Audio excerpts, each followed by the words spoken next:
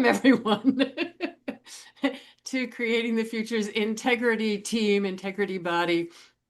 It's good to see everybody. It has been quite a while. I'm Hilda Gottlieb with Creating the Future, and we've got several people who were going to watch today and comment via YouTube. So Dimitri will be keeping an eye on the YouTube stream, and it's just really, really good to see everybody. We'll start the way we always start, it's just sort of bringing ourselves into the room. If you will tell us who you are, where you are, whose ancestral lands you are sitting on, and something that's been meaningful in your life this past, I don't know. And Justin, I want to start with you because I want to know how you are.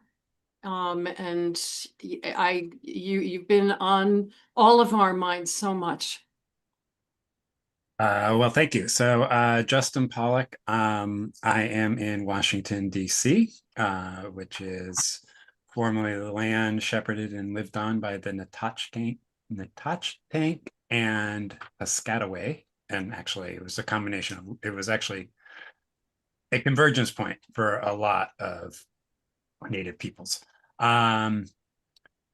Well, I rallied on Saturday, so all those clips that you see, I was a member of that. Had my little sign that said, DC needs de-icing, um, and and it was good to be a part of such a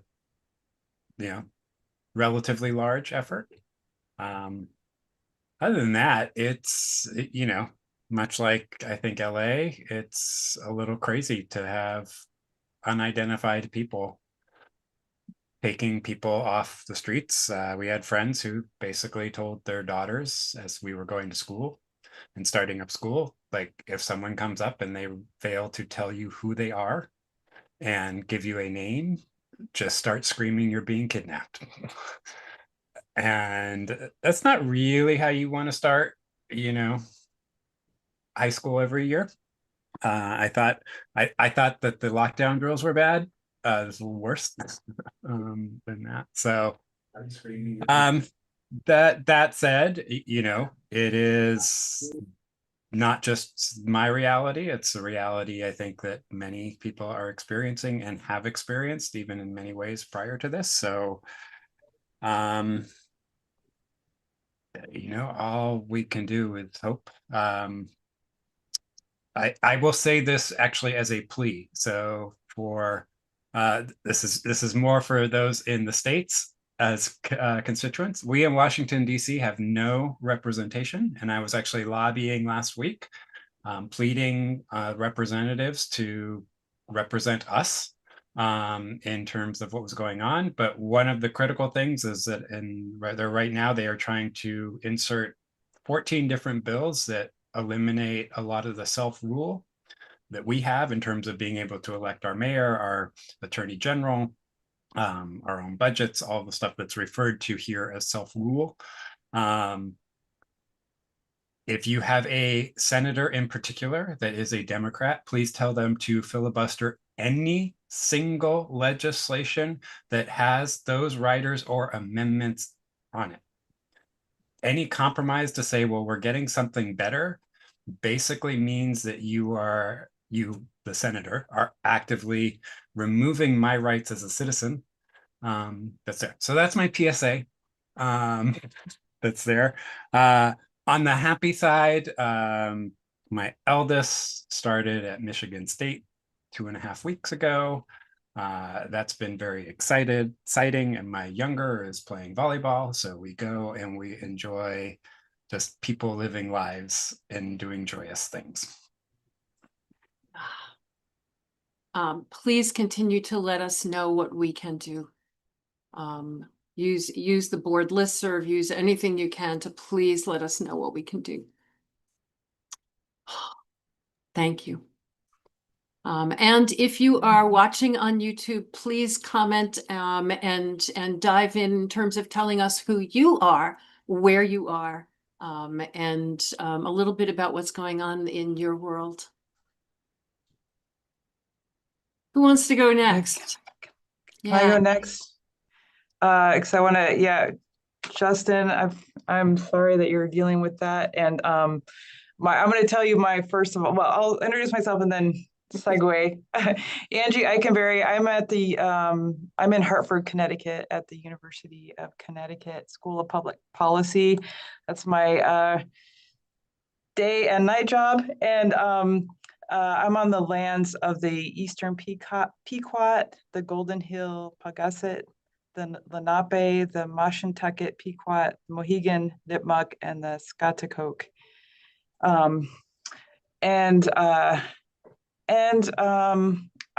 So my awesome that I want to share with Justin is my daughter is, at Georgetown, as you know, and does a rowing thing, but this semester she's also interning at Senator Blumenthal's office. And so I'll make sure, bring this up to her and find out what Senator Blumenthal's position is related to this. But it's been pretty awesome I get kind of daily calls from her about, policy issues that they're focusing on. And I think, thank goodness for our our Connecticut members of Congress are trying to fight the good fight. I think, pretty and doing as much as they can. And I really appreciate that. And hopefully they're staying strong when it comes to DC rights as well. But I'll definitely communicate that with them. In fact, there's been so many times where I've like, well, there's not much I have to say to my members of Congress because they're already in alignment with what. So maybe this is a time where I can have some influence. So it's good to see everyone. It's nice here in Hartford today. Yay. Yay. Who wants to dive in next?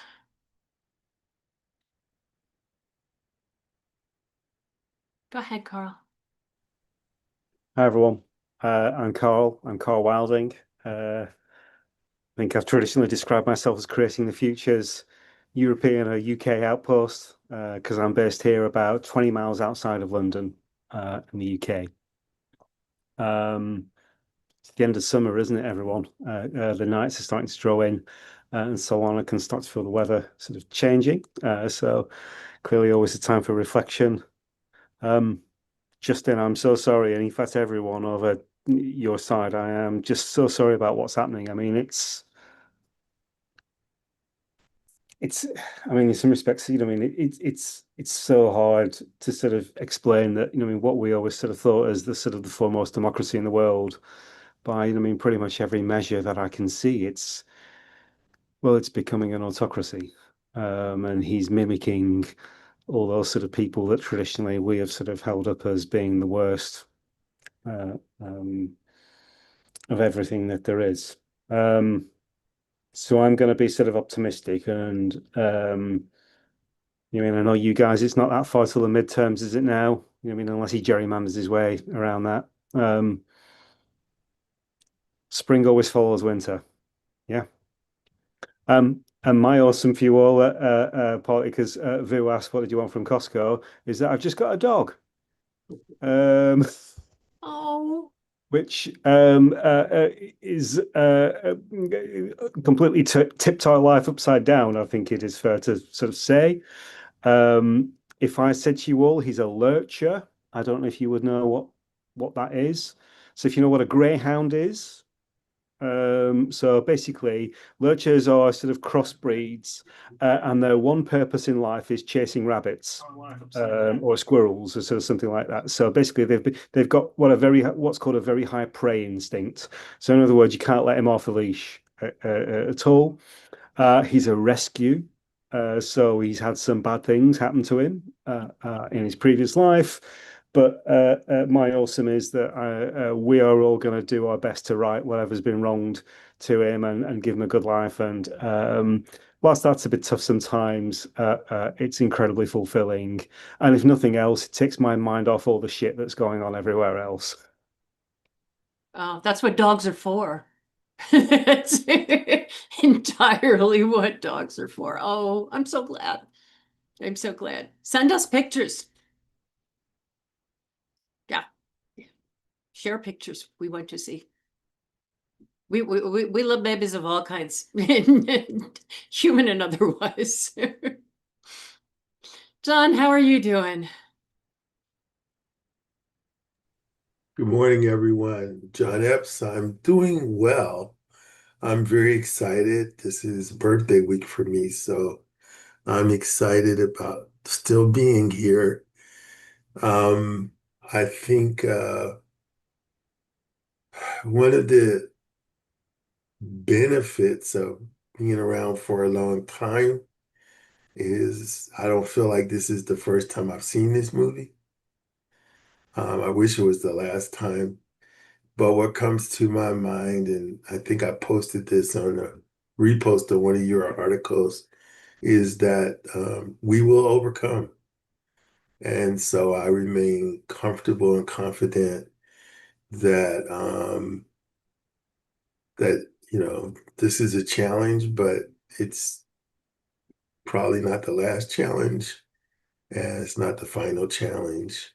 So I'm busy working with groups, particularly groups of men of color, to look at how we respond and move forward in a world that is a bit hostile toward us. And that at the same time, we look at new ways and better ways and we don't give tit for tat, but we want to bring something better. And so I stay focused on that. And that gets me up every day and puts a smile on my face and keeps me at peace. So thank you very much. Glad you're here. Really glad you're here. And always appreciate your perspective. Jessica, welcome. We haven't seen you in a while. It's really good to see you. Hi, yeah. It's good to see you all too.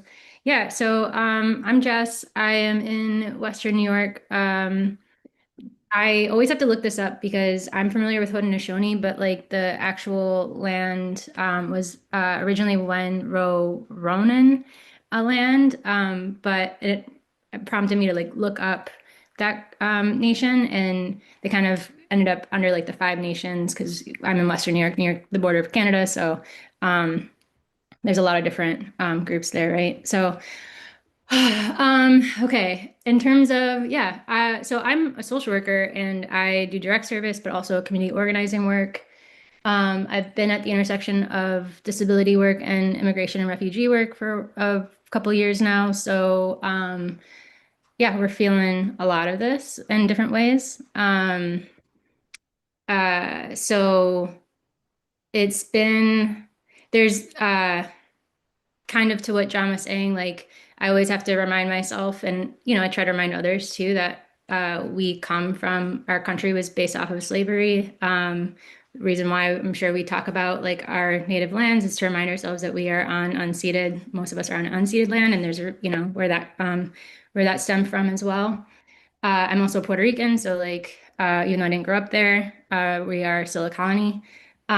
So always kind of keeping that in mind of like the balance of what our country has been and what it is now, and just like the movement work and all the different changes over time. So I would say like the meaningful work I'm doing is like really just because of like the organizing and a lot of the different work I do, I have been, and the city I live in is it's a small, we call it like, it's a small city. Like we're a relatively big city, but the joke is like we're always 3 degrees of separation from each other. Like we're not very far. So kind of one of the pros to that is that we're always easily connected with somebody. And while we still have our issues with silos and stuff, there's a lot of us who are connecting or staying connected or using the grassroots work that we're doing to figure out how do we work together and how do we support each other and invest in that. So I've been uplifted by the amount of people who I hadn't seen prior to the election and getting involved, like people who are involved now that weren't involved before. So that's been meaningful and helpful. Yeah. Right. Oh, wonderful. Wonderful. And the work you're doing is so needed right now. Oh my gosh. So needed. Vu, are you able to chime in, or are we like in line getting lots of bottled water? Hey everyone. Uh I'm okay. I'm in the least visited aisle of Costco right now, which is the car electronics department here. Um I'm doing okay. Congratulations on your new dog, Carl. I'll get some dog food for when I visit you next time. Um yeah, I'm just hanging on right now. My new book is coming out, and that's been causing a lot of challenges, but also it's been really exciting, except for the AI uh ripoff book that just came out Um, along with it. But my awesome is that my little 12-year-old, his voice changed. He's now like, yeah, it's making me kind of sad, but he's also still very, very cuddly. Oh. Like during the day, he's still like, I don't know you. Please drop me off 2 blocks away from my school. But then when at night, he's like, Daddy, can we snuggle? Oh. And I'm just trying to hold on to this for as long as I can. So it's been really awesome. Ah, it's the best stuff. It's the best stuff. Yay. Yeah, I have just a comment for Vu. So Vu, I taught 6th grade, which is right around that age, and they crave adults so much, but they don't want it to be their parent. So figuring out how to thread that needle, like being like the adult that's not parenting, in those moments when they like do turn to you. But I will tell you from the other side, from being a teacher in the classroom, like they really want adult interaction. Just wanted to share Well, that. that's good. They do have their uncles and aunts and stuff, and so maybe I'll get them more engaged that way. Thank you, Justin. I appreciate that. Yeah. Dimitri, you're up next. Let me mute mine. Hello, everyone. Dimitri. Wait 1 second. Okay, go. Hello, gang. Nice to see you all. It's been so long. I love all these faces on the screen of playing a game where I don't have center square at the moment, but who knows? I may on one of your screens. I'm talking to you from Tucson, Arizona, the home of the Tohono O'odham, the unceded lands of the Tohono O'odham and the Pascua Yaqui peoples. It has been a crazy time in so many ways. I guess if I was to talk about awesomes, I have 2 awesomes. One awesome is that even though it's a small victory, that you can make a difference. Tucson had a giant data center that was supposed to go in, that there was a lot of NDAs around it, and it finally learned through some good reporting from one of our local papers, a local online nonprofit paper, that it was Amazon who was putting in this data center. And the community just rallied against it. I mean, there was thousands of people that went to informational propaganda meetings and et cetera, et cetera. This has been in the works for 2 years. And finally, the city council came down and voted 0-4, all against, and blocked the data center. And the main issues was water and electricity, and just like electricity is everywhere when these data centers are going in, but also water. There is no more water here, and we're in the midst of one of the biggest droughts that this region had, and I'm talking about the whole Western United States, has been in. And the amount of water that would be used for something that has not mattered in the past. All of a sudden, we need to use all this energy and we need to use all this water, and we need to pay for it ourselves, meaning the community is going to pay for additional electrical capacity, and what are we going to do in the future in the water? So awesome that we were able to stop that as a community, and I think it serves as an example. I know many other communities are looking as to what happened. in spite of the fact what the orange one is saying, that they're going to pull out all the stops to put in data centers. So hopefully we can continue as individuals and communities to stop that. And that was awesome. My second awesome is grandchild. We have our weekly calls with video calls where we get to see primarily the 4-year-old who dominates everything. But this last time, the youngest is getting old enough to just really get what's going on. So he kind of stands in the background and waves at us on the screen. It's just so adorable and awesome to know that he knows that we're there and that we're paying attention to him, even though he doesn't get center stage on the screen. So again, I'm happy to see everyone and glad that we're all together finally after such a long time. Absolutely. Get my sound back on here. There we go. Yeah, it is the thought that we can at least still have power locally, that we still can make change locally, has been very buoying. And I'm not sure the community's reaction would have been what it was if we weren't so all of us so frustrated that we have no agency at the federal level, that it was like, oh, good, something we can actually effect. But I've never been so proud of our elected officials here in Tucson for unanimously standing up and really eloquently, beautifully saying no. So it's pretty amazing. I too am on the unceded lands of the Tohono people and the Pasquayaki people. We are experiencing on these lands right now extreme drought. We had a very, very dry summer in the middle of an extreme drought anyway, and really just makes you reflect on the people who lived with these cycles over time and didn't have air conditioning and didn't have turn on the tap and the water is there. And there's something very, very precious about living in the desert. It really just makes you very, very aware of our environment and how delicate it is, how precious it is. Couple of awesomes, a couple of meaningful things. One is that I have been writing the book. I have been writing the book on catalytic thinking.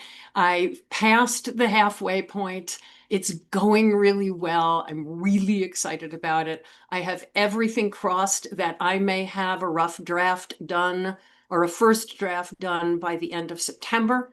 I may, if I can just keep everything crossed and keep focusing and nothing else pops up out of nowhere, I may be able to get it out to a peer review team by October 31st. So John and Angie, I know that you both are on that list. And anybody else who would like to take a look at the book ahead of time, just in the very, very first draft, and say, okay, I think you need this, it needs that, it makes sense here, it doesn't make sense there. I've never understood how anybody can do something major without getting input like that, and I really, really appreciate it. So that's number one. Number two, which is really exciting, is starting pretty much November 1st, Dimitri and I will be in New Zealand through the end of the year. We had an opportunity. It's just the way the world works. My daughter turns 40 in December and her best friend turns 40 in December. And they both decided that they want to celebrate in New Zealand and they want their parents to come with them, which is very awesome. And Lizzie looked at me and said, but I also know you've worked in nonprofit your whole life and you don't suddenly have the budget to spend time in New Zealand that on a trip that came out of nowhere that we're not saving for blah, blah, blah. And so I went to all of our friends and colleagues and our fellows in New Zealand and said, the only way we can do this is if we've got work in New Zealand. And so they have come together And I'm like, it makes me want to cry. They have come together and pulled together about 3 to 4 weeks of work for me, for Dimitri and I, doing workshops.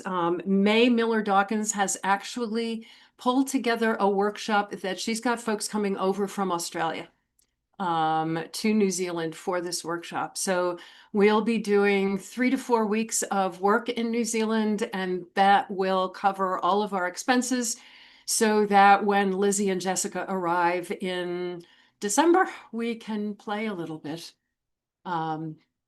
So we're excited. It is amazing. I mean, I'm so excited about the work. I'm so excited about seeing friends and colleagues we haven't seen in a long time. Some of whom I have actually never met in person, which is always very cool. It also means that year end for us is in essence October 31st. So all of the year-end appeal stuff, all of the closing out of books and all of that stuff, getting everything ready so that by October 31st, we can just pack our clothes, pack our stuff, and head out. So that's pretty exciting. The one other thing I will share with y'all, if I get distracted, I want to just share this during our time together here. Living in the desert and things coming out of nowhere. Friday morning, I woke up and it appears that I was bit by a brown recluse spider. And so, yeah, so far everything is fine. They've got me on antibiotics. They're not worried. It doesn't seem to be growing and expanding up my foot. It's on my toe, and so I can't really walk. But it is also distracting me. So if at some point you watch me do this or something, I just want to give you warning that when stuff happens, and when it rains, it pours, and all of that good stuff. So yeah, I figure I've been in the desert for 45 years, and this is the first time it has bit me. So hopefully I got another 45 years before it bites me again. But yeah, that's all there is. That's crazy. There was something I wanted to share though, after thinking about like some updates and stuff, if you don't mind. Oh, go. I actually used catalytic thinking questions for one of our task force meetings. It was in April. So around the time where, refugee resettlement had already stopped, a lot of funding stuff was coming up, like basically lack of funding. ICE, and deportation and enforcement was ramping up. And it's a group of folks that are at the intersection, like are either community-based organizations, school-based organizations, county, city, some state, and whether they're at immigrant refugee work or disability work or something, and like where that works all together. And the questions afterwards, I got a lot of feedback from people saying that was really helpful for them because they came in very distressed and lacking a lot of hope, and that conversation, I had breakout groups with everybody, helped them feel like they had something to work towards, and that there was something that they could do together, and that there was support and investment, and we have each other at least. So thank you for sharing that. Yeah, these are important times for that. Really, really, really, really important times for that, which is why we're diving into what we're diving into today, which is just constantly thinking about what's possible. Jess, you're reminding me that whole, if all we do is react and resist without also creating what's possible, we're just going to keep playing defense forever and ever and ever and ever. And that need to focus. Yeah, we have to resist. We have to. It's not an either or. It's a context.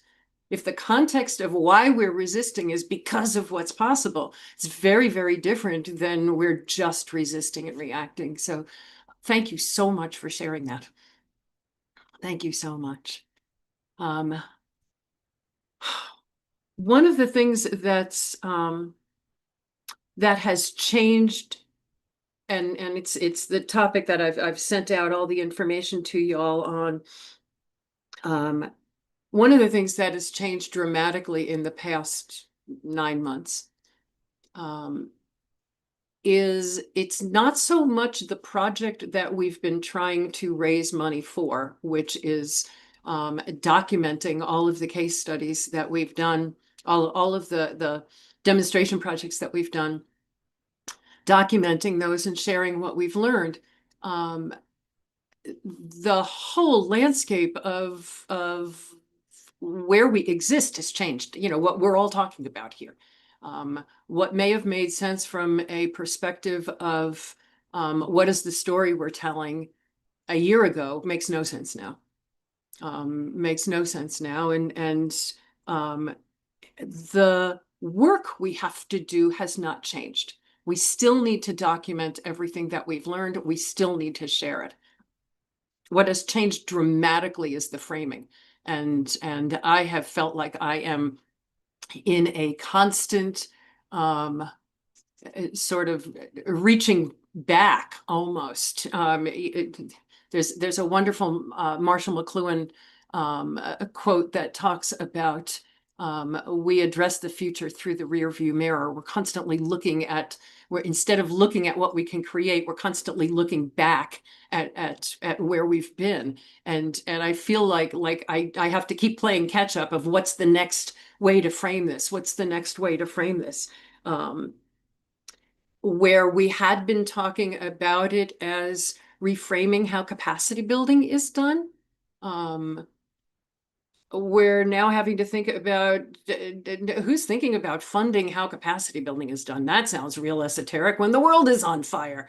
And so, you know, it's really, really been a lot about that. But one of the other things that has happened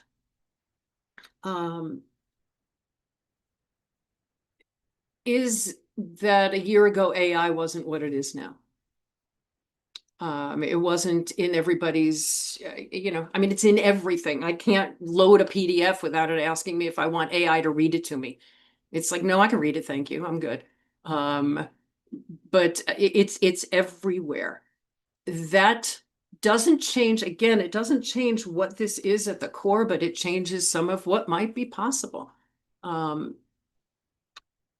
At the core, what this project is,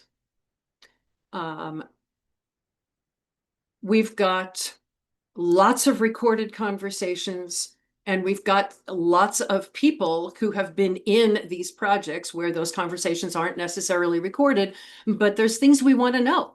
There's, you know, we're going to need interviewers to talk to people, to listen to those recordings, and document what we've learned from that. Obviously, the first thing we're going to need to do is determine the questions that we want answered.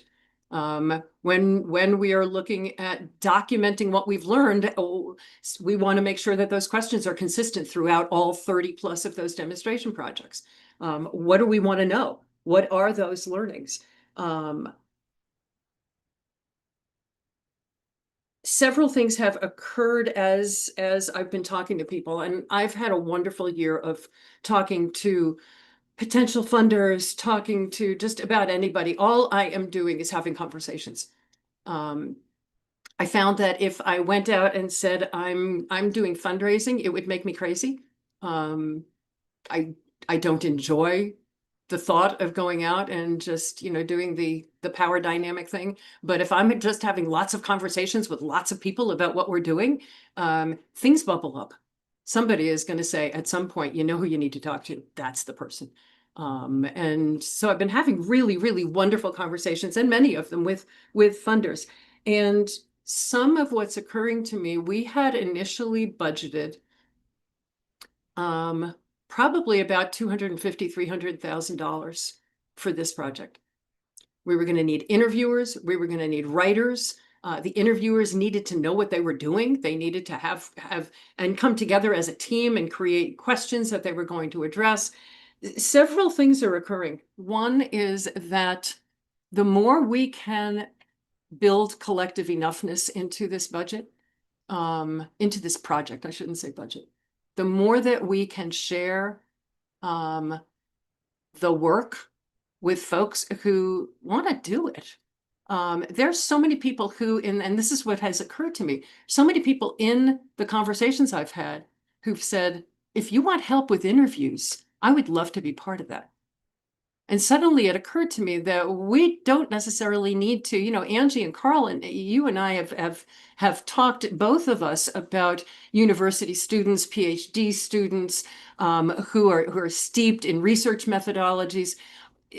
Do we necessarily need that? If we can pull together what the questions are and people are really eager to interview, that also helps them learn and practice catalytic thinking. So that was a thought of, as board members, we can all, as community members, we can all say, there's 30 projects. Okay, there may be, 45 people to talk to. Let's split it up. And John talks to 2 people and Carl talks to 2 people. And just that engagement, that there's something powerful in thinking about it, not as experts again, but just as us as community members. So that's been exciting to think about. And another piece of it, and this is just process, as people have been asking me, what is the process going to be? The thinking out loud of it. We will probably want to, at the beginning of next year, do another major community engagement effort like we did when we were initially trying to figure out our plan. To ask our community, what questions do you want answered out of these? If we're going to come up with case studies, what are the questions that would help you? What are the questions that, so again, it not being the job of experts to come up with what the questions are, or in AI language, the prompts, but to actually have our community be the ones to determine. If they're the ones who are going to benefit, they're the ones who need to determine, what do we want to know? And so looking at it again through that lens, that real community-based collective enoughness lens, has been really exciting. And then the thought about artificial intelligence. AI can absolutely listen to all those recordings, or we can actually get them transcribed through AI, look at those recordings, and once they have the questions, find the stuff, find the relevant pieces in all of those recordings. I mean, think about just our conversations about what's next for our mission and the 10-year mission. We spent a year talking about that. All of those conversations are recorded. To be able to not have to listen to all of those conversations, but have AI do transcripts and then have AI pull some of the questions, some of the answers out to the questions that we've come up with. There just seems like there's stuff there that artificial intelligence might be able to be helpful with. And so one, I wanted to just share with you all the changes in thinking around obviously how we're framing this, and that's a moving target. That is just, now it's nonprofits are under attack. A year ago, it was, don't you think you could be better for your community? It's like, no. Now we're under fire. But also just, thoughts about having volunteers do the interviewing, having, we'll get into AI as a real discussion in a couple minutes, but just, is what I'm saying raising anything for y'all? So I actually know somebody who's an oral historian, because I've started a project and I was connected with him, who's been developing a platform that uses AI to help transcribe audio, and then it will, there's still humans still have to go in and edit it and stuff, but it will eventually help with like indexing and creating chapters, units, and indexing basically like a conversation, so you can pull threads together. So he kind of describes it as like if you think about like a map or a navigation system, how if you want to find your direct route, you can do that, but like you can also just kind of zoom in and zoom out to see general areas. So he kind of describes it that way, but just with interviews. It's great. It is amazing what is possible. It is just amazing what's possible. I mean, with the podcast platform that we use, I just still think it's magic. Dimitri's using it way too much to think of it as magic. To him, it's still work, but it automatically generates, at the same time as it generates the recording, it generates a transcript. And to edit the recording, you can just edit the transcript. So you pull, here's a whole section that maybe somebody's phone rang and they had to take a phone call. And that would obviously be in the recording.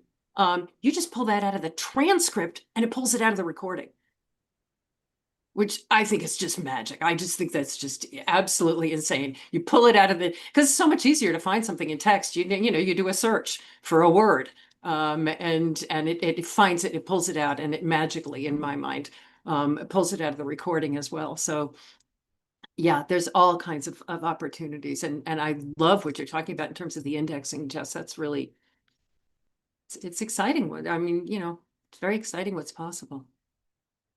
Anybody else? Any thoughts about just the project of what's next in general? Yeah, I can just, I want to say one, I think that's a brilliant idea of like, it seems like similar to using a kind of the citizen science model, right? Of having like the framework, and then people can do the data collection, and setting up that framework is a great idea. Yeah, I don't know why we didn't think of it before. And then, and that segues though to like, it is amazing, like the technology and the tools we have, but a lot of those tools also, and I haven't thought through this fully, I mean, are using AI. I mean, they're using the various things that we just were talking about earlier are problematic too. So I guess part of the thinking, or our thinking going forward, is how to use those tools in a way that's aligning with the values and so on that we want to accomplish, will be an important part of the discussion. Yeah, absolutely. Absolutely. Yeah, it was so funny to Angie in the smack in the head of why didn't we think of this? I was initially thinking, well, we'll pull together a team, and that team will talk about what are the questions that we want to have. And it's like, no, the community's got to determine what the questions are. I mean, we just keep coming back to it. If we apply catalytic thinking to absolutely everything, it will keep bringing us back to, no, it's not about us, it's about the community. Who needs to be involved? Oh, everybody needs to be involved. So, yeah. Well, let's dive in and talk about the AI part of it. And Dimitri, how are we doing on YouTube? I've been checking. Okay. I don't see it. Okay. I've sent out the questions ahead of time. If you didn't get them, that's okay. We'll be going over them. For all of the people that are going to be affected by our case studies, and we've talked about this so much. We talked about who will be affected. We talked about so much when we were even just doing the whole what's next, making sure that we have a library of resources, making sure that we're documenting. We've talked about that a lot, and I think I shared with you all a link to questions about who will be affected. For all of the people who are going to come to want to see those case studies, read them, whether that is in a class at a university, or they're doing something with their board and they just want to see what we did with our board about something. What could our sharing what we've learned make possible for all those people?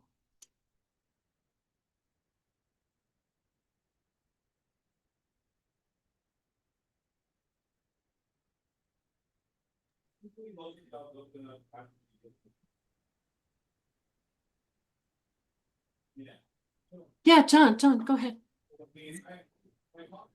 One of the things I often say is you don't know what you don't know. And I think a lot of times the systems that we've been involved in, oppressed by, whatever word you like to use, and a lot of the resources that we've been denied have limited the scope that we look at things. We don't really have a sense of the scope. So I think to some degree, opening up these doors and kind of letting people look. I think I shared this story before. As a kid, I grew up in kind of challenging circumstances. And I remember saying, God, this is really my thing. If you would let me just look inside Disneyland before I die, I will know that I have had a great life. And some of you might laugh at that, but the good news is I moved to Anaheim when I first got here and could see the Matterhorn out of my office window. So I lived in Disneyland for 6 months. My kids hated Disneyland because I was there so much. But the idea was you don't get it all at once. You have to go in, you have to explore. And I think a lot of times we have been discouraged from being open to what we don't know. We don't have that, I call it frontier mentality, that, when people came, they wanted to see what's out there. I think we want to use our work and then encourage people to come and see what's out there. And I expect they will actually bring stuff with them that will actually add to our work because there are things that we didn't know. So I just think it's a growth opportunity for us and for them when we open those doors the more we make this work available to people. I talk about it all the time with people. It's like, stop trying to fix things and try to create the future you're really looking for. And the more I kind of preach it to people, the more you can see their eyes open a little. So that was my thought. Oh, yeah, yeah, huge, huge. One of the conversations I had, I want to make sure I've got my notes right, because one of the conversations I had with a funder,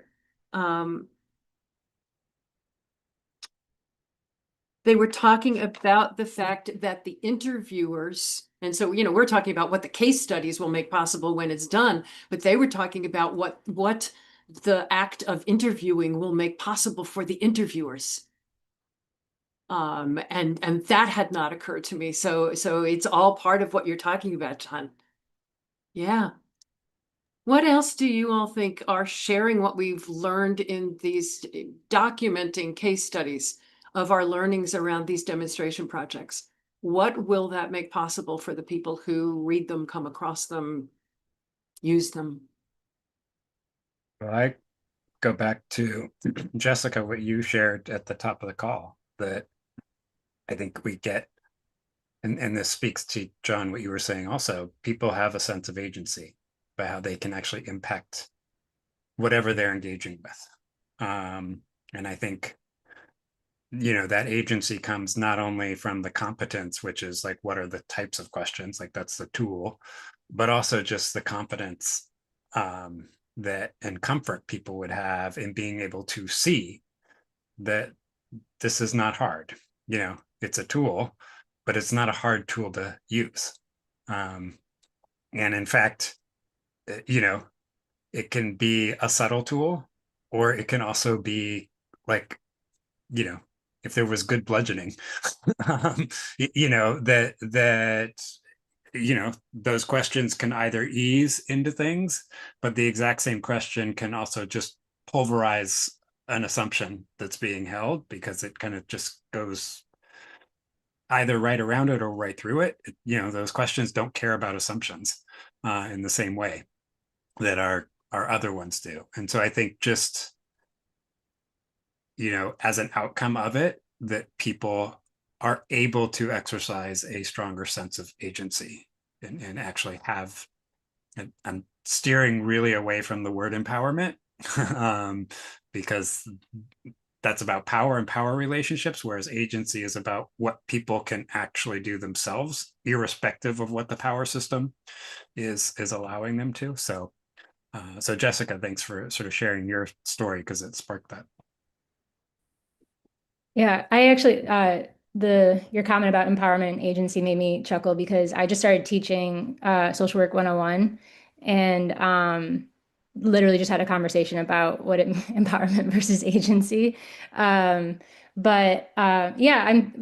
also because I'm teaching that class and looking more at the history of social work, been looking at how it was even developed as a profession, and a lot of that came from like practice turned into professionalization, and it was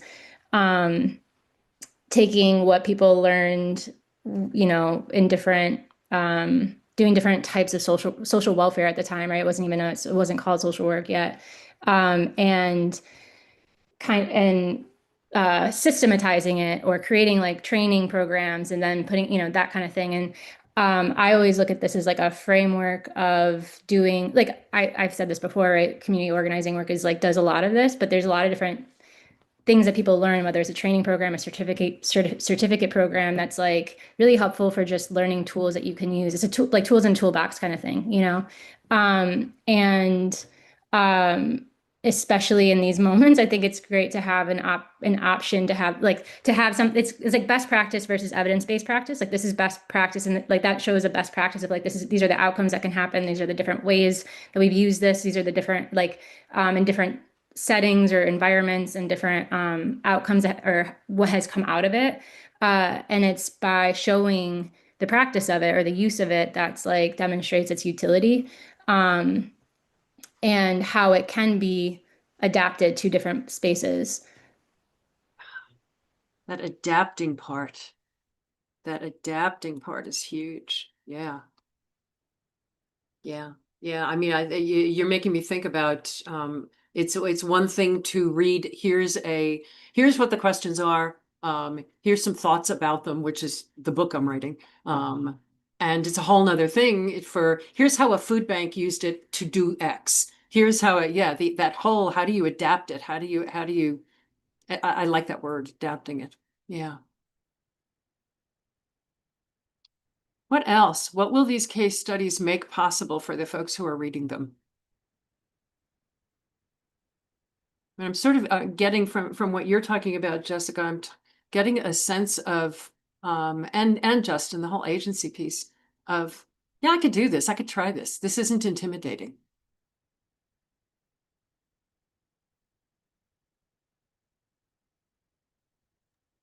Yeah, I think it pulls in without having to without having to go through like all this, like a whole curriculum or a whole degree program, credentialed program. It allows people to do a lot, like bring in a lot of the different ideas around strength-based work or, how equity, like how do you build in equity into conversations or decision-making. It does a lot of that without having to go through like a whole background in it. So it can be like learned and practiced in a way, like without having to do all that all that time. I love that. How do you build equity into decision-making? As I'm writing the book, so much framing is coming into, it forces me to clarify my thinking into words. And a thought, and Justin, you've talked about this so often about busting assumptions without having to attack the assumptions. That the questions, I talk about it a lot now about the questions do the heavy lifting.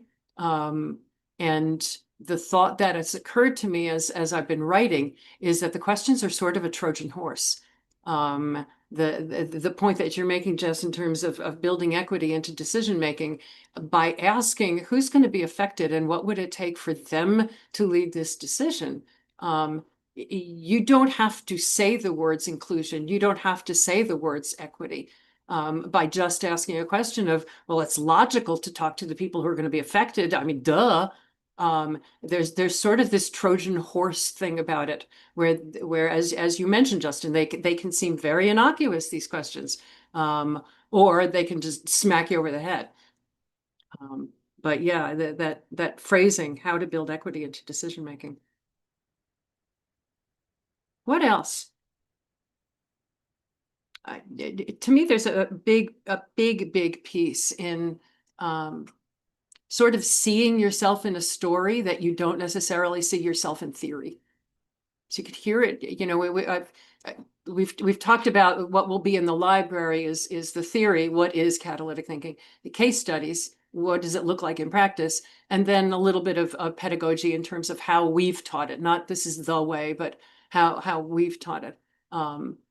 And every time I repeat those three things, I wind up saying, because people need to see themselves. I think there's something really powerful in you know, we relate by story. That's what we're wired for, is we relate by story. So I think that's what case studies are. They're stories.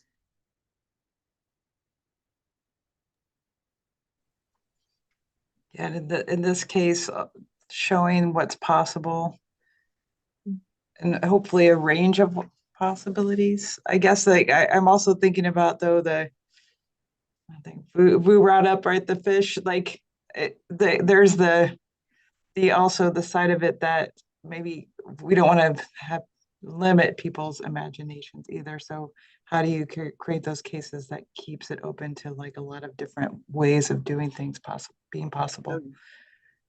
Oh yeah. And Vu, I don't know if you're on to be able to share the story of the fish with anybody who's not familiar with it. And if not, I will happily do so. Hey everyone, it's Vu. Yeah, I've been listening. Yeah, the fish, which I think I might have actually dreamed up because I can't find any evidence of this at all. I have looked for it so many times, and I have finally learned to say, I don't care if it's true or not.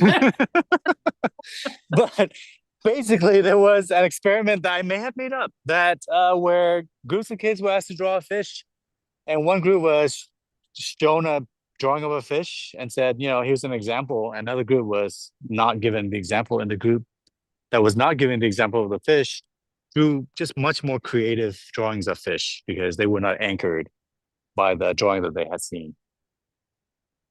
So that just shows, like, you know, we get so anchored with all these archetypes, what things could be like, what boards, what fundraising should look like, what everything, that it's really hard for us to unconsciously get rid of that sort of influence on how we think about things.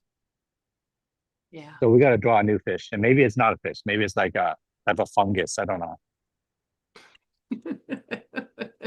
A fungus fish. I like it. I think it's beginner's mind. It is beginner's mind. It is, yeah, very much so. Very much so. And the stories can help with that, or as Angie's pointing out, they can also give somebody a picture of a fish. Oh, this is how you have to do it. So there's a piece in there. I want to make sure I jot that down. There's a piece in there in terms of how we tell the story that reminds this is one story. This is not your story. But I think that needs to be there's a condition for success in there in terms of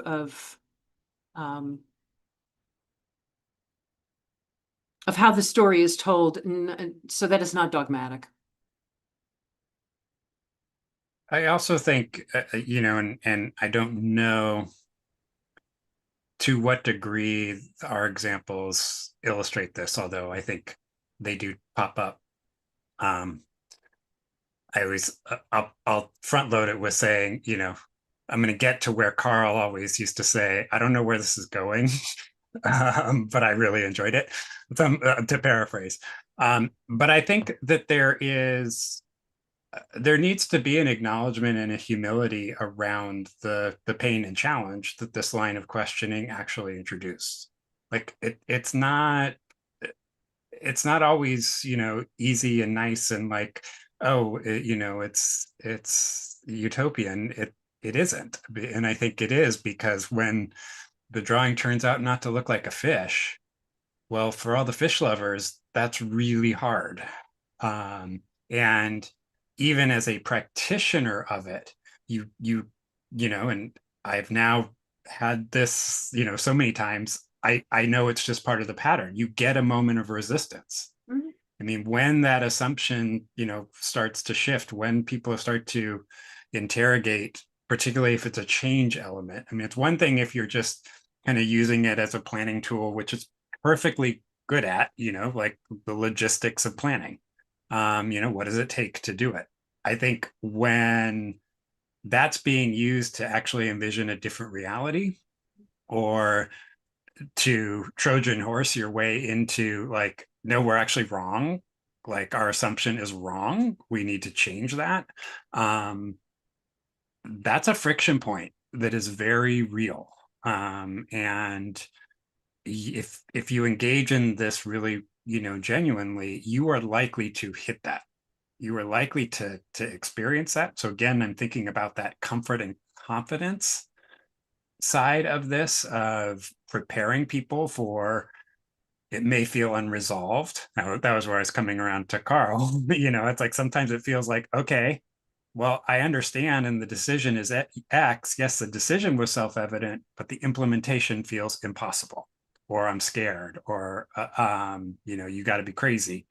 Like, yeah, I know it's the right thing to do, but you know, and those buts always introduce themselves at some point in the process. So I think the degree to which the case studies can honestly illustrate that component of it and you know, potentially show where the humility is required. And I think also, you know, I do a lot of work in values, and I tell people, I'm like, we need to accept that we are hypocrisy machines.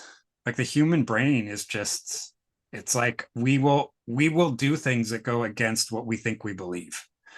And two things that we believe are going to be in conflict with each other. And so rather than thinking about like it's, you know, it's bad, like we have to avoid hypocrisy, it's really, how do we shed light on it?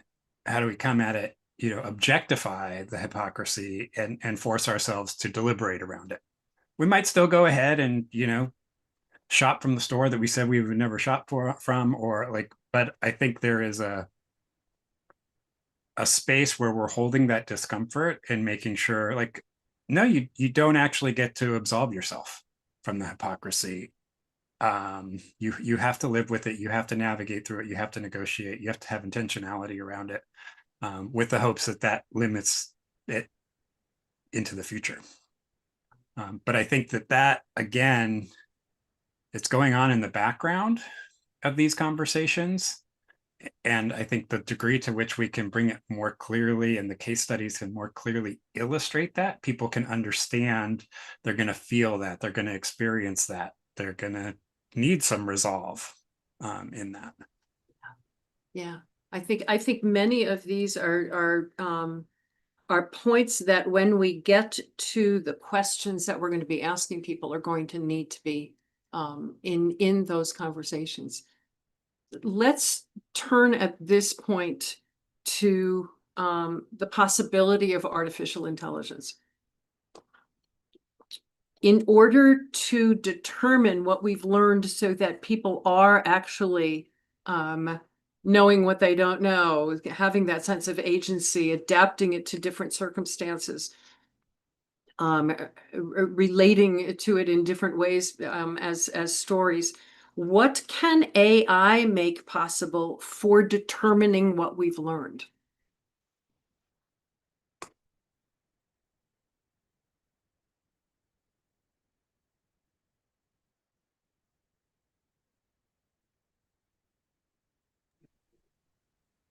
So I'll try and start the conversation. I think the best description of generative AI that I have heard so far is that it's like having infinite interns.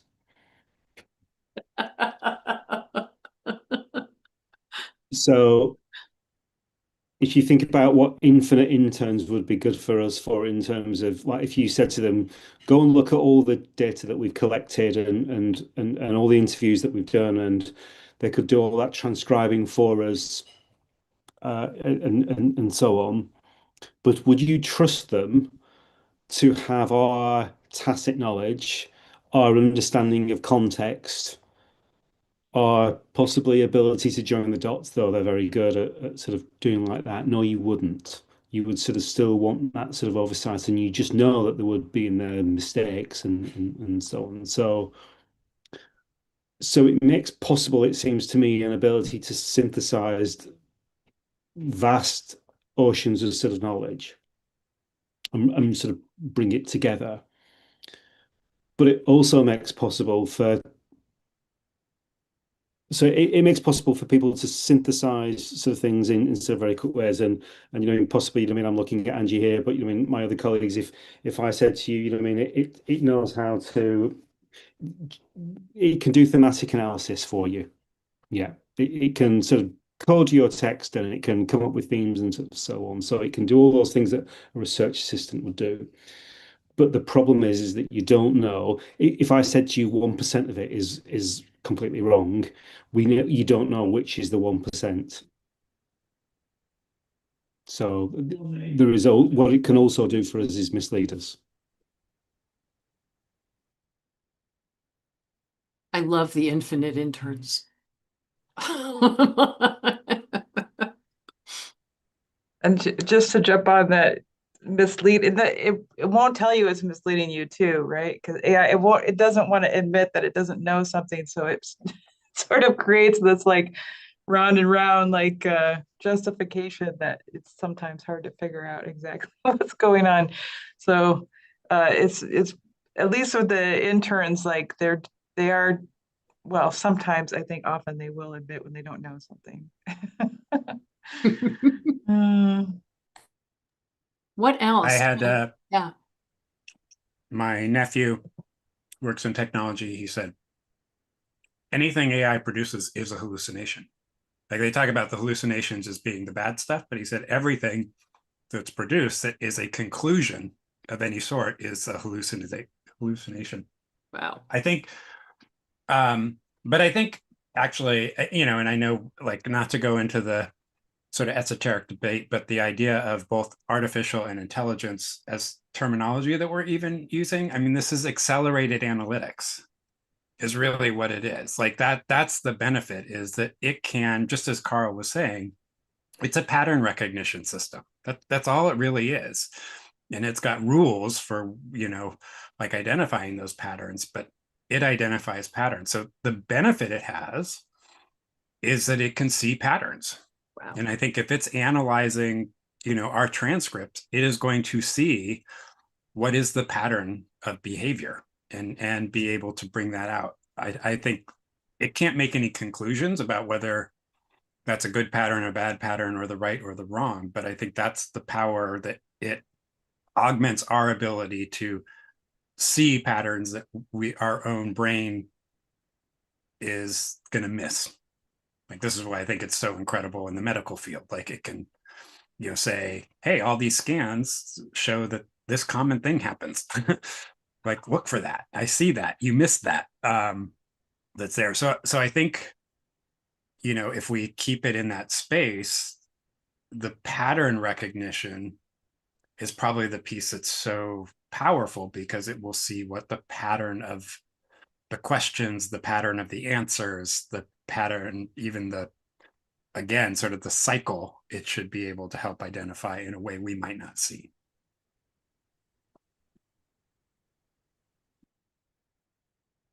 You just blew my brain open. So we were in, God, I'm feeling exactly like I felt when we were in California, Dimitri. We met with, we spent a bunch of time with Beth Cantor. And Beth, for those of you who don't know, is very into tech for nonprofits. And so she has been diving into AI like crazy. And using it very, very specifically for evaluation, which I found very interesting. And also spent time with Gail Roberts, who is spending a lot of time looking at applying AI for nonprofits. And it was after those two back-to-back conversations that I went, okay, my resistance to artificial intelligence went down considerably once I heard how they were using it. And that's how I'm feeling as you're talking about it, Justin. One of the things that Gail brought up, and I don't know how it applies here, but I think it might, is she said that she did an experiment where she wrote her life story through the lens of all the crap that she had gone through in her life. Gail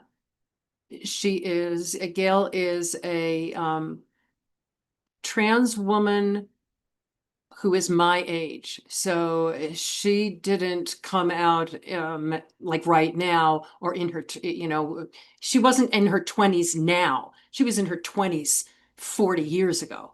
And so just dealing with all of the different things that she's dealt with, she scribbled down her story. And then she asked AI to reframe it through the lens of what she had learned. And she said that it completely changed how she saw her life.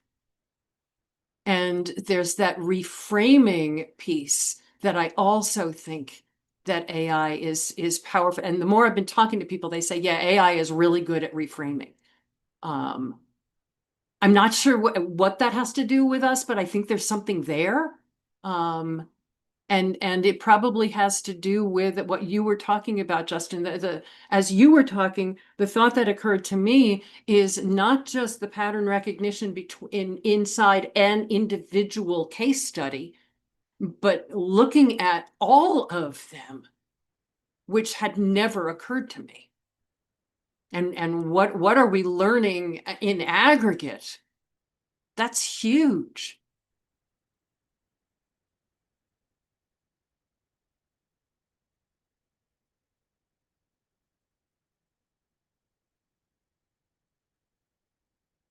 What else do you all think AI could make possible for determining what we've learned and documenting those learnings?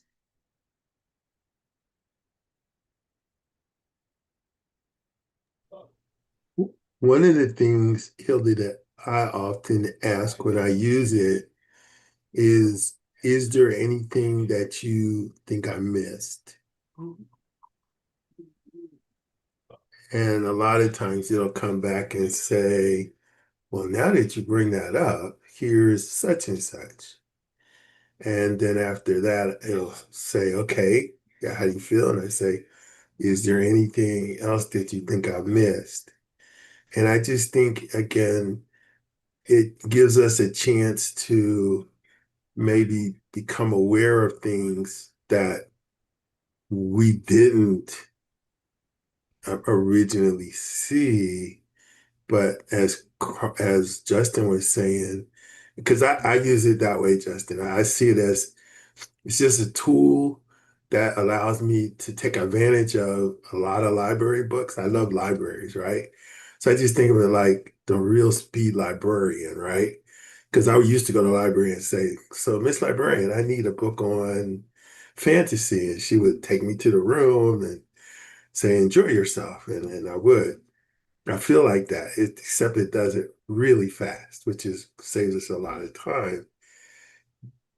But because we get the gift of that time, I think it helps us to take time to explore more. I used to say when the internet first came, there are people who go to the internet to find things, and then there are people who go to the internet to find out what's out there. And those are kind of going in two different directions. And I think sometimes we can use this tool the same way.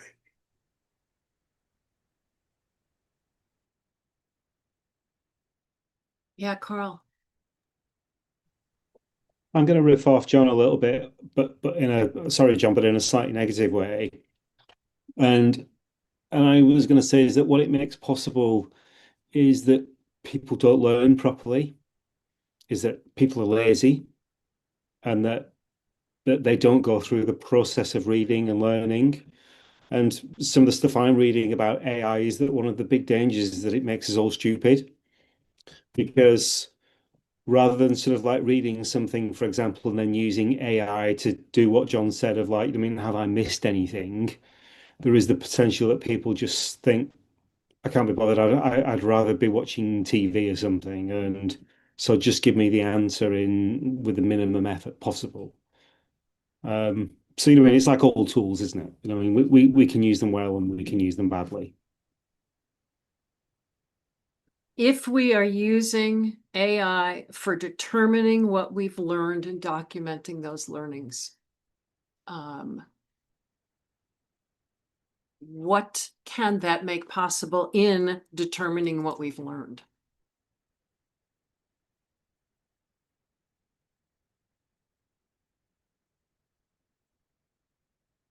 So if Can we're you doing repeat that? interviews, if we're doing the interviews with humans, not looking at the recordings and stuff, but if we're doing the interviews with humans, what can AI make possible for determining what we've learned out of those interviews? For coming to, I guess, its conclusions, maybe? Documenting learnings? I mean, what's the point? I guess what's the point of documenting what we've learned anyway? We've talked about the point is having outcomes that show the practice, encouraging people that they can try this, showing what's possible. What can AI make possible for determining what we've learned and what we're going to share? I have a hard time answering this because I don't know if we need AI for that. I think like this is the part where we need use ourselves and our human brains for analyzing, for coming up with the themes that I mean, I guess, but maybe something we could use, as John pointed out, is like, okay, what's missing after you've done that process? Would perhaps be helpful. I mean, I guess in qualitative research, we tend to do that by having other people look at the same thing and, intercoder reliability. So maybe the AI becomes one of those people. Yeah, yeah. John, did you have something? I- No? No, oh, go ahead, Carl. I was just going to say, I almost feel like we're tiptoeing around the question of can we give ourselves permission to do something that part of us knows might be bad. So, I mean, there is a very direct answer to your question, it seems to me, which is what can it enable? Well, it can enable us to do a vast, vast amount of work for virtually no money at all. And I mean, if you look at some of the people, I mean, that I see blogging about how they're using AI, and in particular, there's a guy called Simon Willison who's a data journalist who talks about how he's using AI for his work. We can make it possible to sort of synthesize vast amounts of work, to tailor responses to people's individual circumstances and questions in a way that wouldn't be humanly possible for us with all the resources that we've got now. But in doing so, we are giving all of our data to whichever sort of model that we're feeding it into. We are going to have to face up to sort of ethical, environmental, and various sort of social problems in terms of sort of like what we are doing by supporting the companies behind those models. So there's a bit of a trade-off, I think, essentially, is what I feel like the question's getting at. Good. Yeah, Dimitri, let me.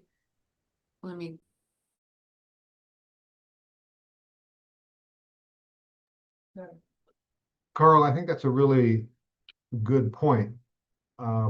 one of the things that I've been looking at is the fact that you can get a large language model, which is an AI engine, locally. I mean, you can, OpenAI is, you can download it and you can put it on your machine and you can have it, in a local environment. Now, obviously, its capabilities aren't going to be the same as one that's connected to the web overall.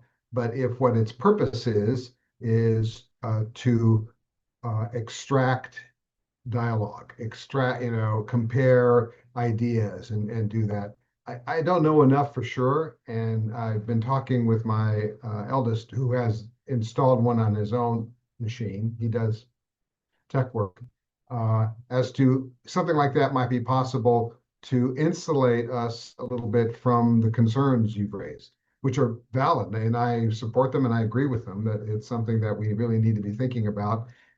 Add to that, is it possible to do this without tying directly into, the global cloud, so to speak, and all the people who are behind it? Well, you all are bringing me to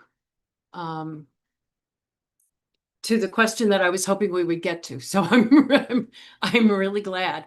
I think that the most and I've been sharing this a lot with people recently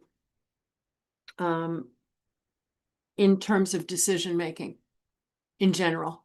I think we're at the point of asking, because we've talked about what AI could make possible. I think we're at the point of asking, what's the worst that could happen? What's the worst that could happen if we use AI for everything that y'all are talking about? And what's the worst that could happen if we don't use AI for that?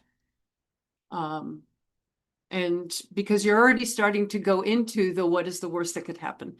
What is the worst that could happen if we decide to use AI to accomplish what you all have been talking about, looking at identifying patterns, learning in the aggregate, reframing things, asking about what we've missed, and etc.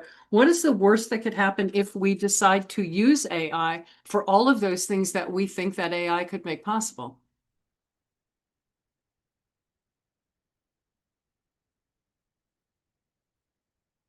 We've already talked about the big picture context of our planet in terms of use of energy. Dimitri talked about that first thing when we were talking about our awesomes. Does that go against our values? Carl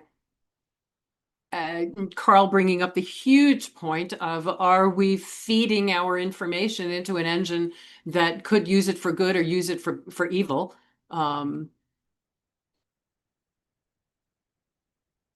What else? What is the worst that could happen if we use AI for all the things that y'all just listed? Well, we talked about the environmental impact of AI or potential environmental impact, and we would just be adding to that. Mm-hmm.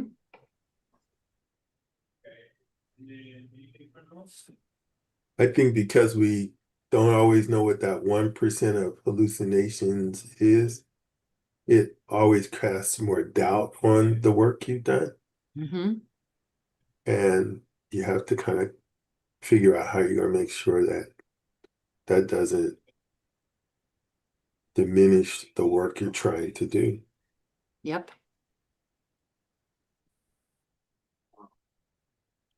Yeah, Carl, go ahead.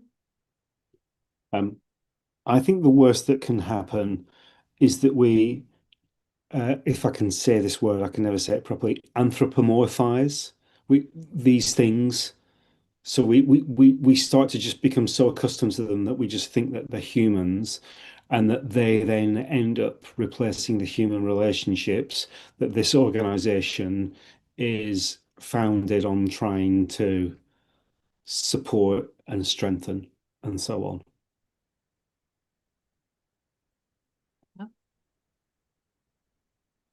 So the space of unbiased analysis at its extreme could show that we are wrong.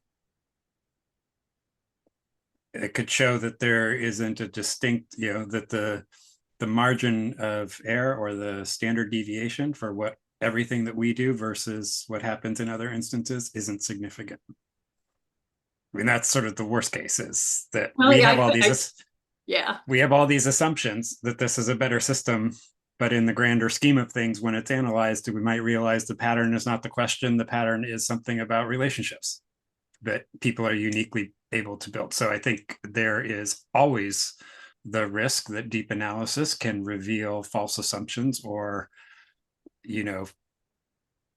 correlation where there is no causation. I think So any evaluation could do that, though.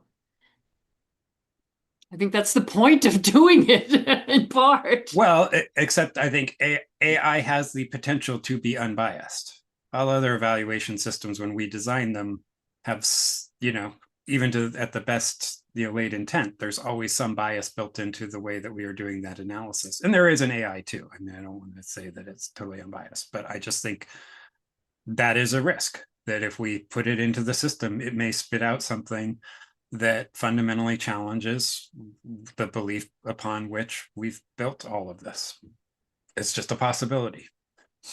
Well, and there's something in that. I know this is going to sound bizarre. This is going to sound so bizarre. You guys are going to have me committed. I get really excited by what you just said. I get really excited. We said we were a 10-year experiment. We said very specifically that we want to see what happens. And if the answer is we spent a whole lot of time, did a whole lot of things to learn that it's not what we thought, it's something else, there's something in that that's really exciting to me. And, that's my own issues. But there's something in that that's why you experiment.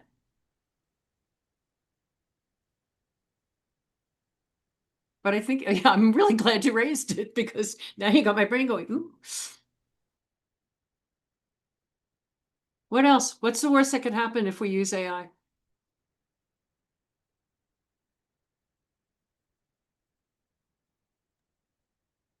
I guess I would go, it's getting, again, a little techie and wonky, but we don't necessarily know the assumptions that the AI is built on.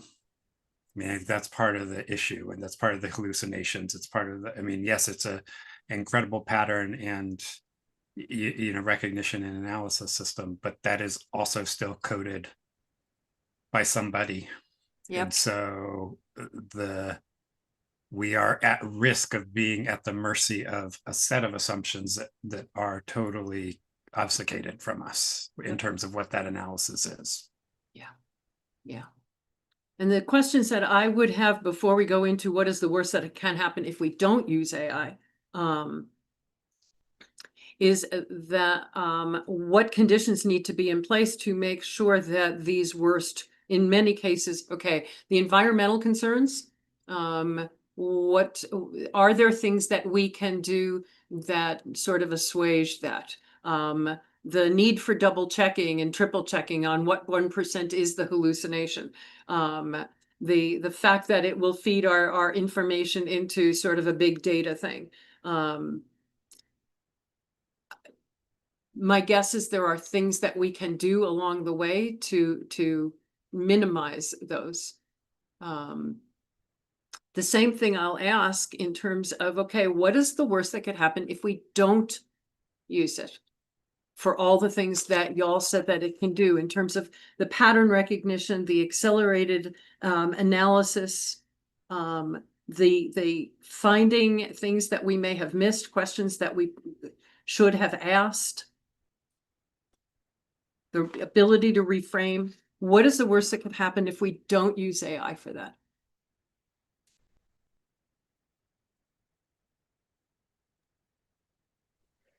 The project doesn't get done.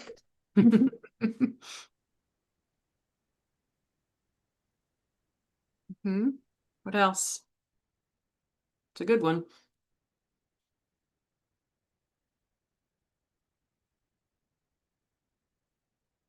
And it doesn't get done for several reasons. One, it is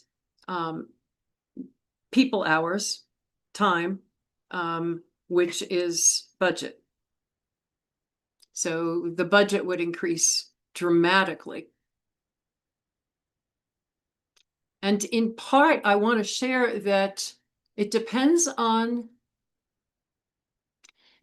how we define using AI. And here's what I mean by that. I needed to, Dimitri recorded when I was keynoting in Alaska.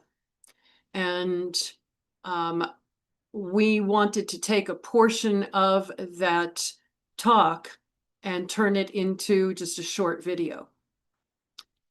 Dimitri uploaded that into the podcasting platform that we use, and it immediately created, its AI created a transcript for us. Now, we might have AI do that. We may have a different AI system create transcripts of our recordings, but there's so many different layers of what we're really talking about AI doing at this point. And there's so many things that have already become normal in you know, if I ask Google a question, the first thing that's popping up is their AI. And so I'm really just thinking about, as we're talking about, quote, using AI, at what point are we actually talking about using it? But what's the worst that could happen if we don't use it? If we decide we're going to have humans do all of that legwork? And I guess the question is, what are we really talking about using it for? You know, developing skills to use tools is important. I think staying totally away from it. When I first went to school a couple years ago, there was like this, we will absolutely not use these tools. This year, it was a completely 180-degree turn. It was like, we'll embrace these tools. And my question was, but who's going to teach us how to use these tools? And how can we make sure we use them the right way for the right things? And I think that is a domain of learning that will be important. So I don't want to sidestep that and miss that opportunity. That's, you know, I do agree it's not all clear, but I also think it's a bit like sailing. You know, when people first started sailing, they didn't really know how to navigate, but they got better. And I think sometimes being a part of that development, that journey is, you know, I'm not, you know, but I think it also will test our ability to know when to use it and for what, and when not to use it and why. And I think those are important capabilities. I think we have to figure out, when do we, you know, like, is it good for the transcripts? Maybe. Is it good for producing some kind of conclusion? Maybe not so much. And I don't think we know the answers, but I think if you don't engage, you know, when they first said, oh, we're not going to touch it, I was like, these folks are going to graduate from school. You're going to say, oh, yeah, but we never touched AI. But now I'm going into a workplace that is assuming certain things. So just how do we kind of co-establish that learning as part of our product? It really is, here's some things we did, and here's some pluses and some minuses that go with that. I think that's kind of going to be important in the next iteration of who uses the work, because it can give them some guidance as to asking some of those questions. So we get to maybe in some ways become examples. And it's another demonstration project. Yes, exactly. It's really another demonstration. You know, one of the funders that I was speaking to is a real evaluation geek, brilliant evaluation geek. And she said, but this is another demonstration project. And very specifically focusing on what questions are we, I think what you're bringing up and what all of you are bringing up in different ways is, and it really is occurring to me that it's not about quote using AI. It's about all of the different steps in the project. Are we using AI for developing transcripts? Are we using AI for determining analytics? Are we using AI to answer questions? There's a whole bunch of different quote ways to use this tool. And I think it's asking the questions at each stage. But you're right, John, this is about what we're learning in the process of using artificial intelligence in its various capacities In a nascent stage. in a very nascent stage.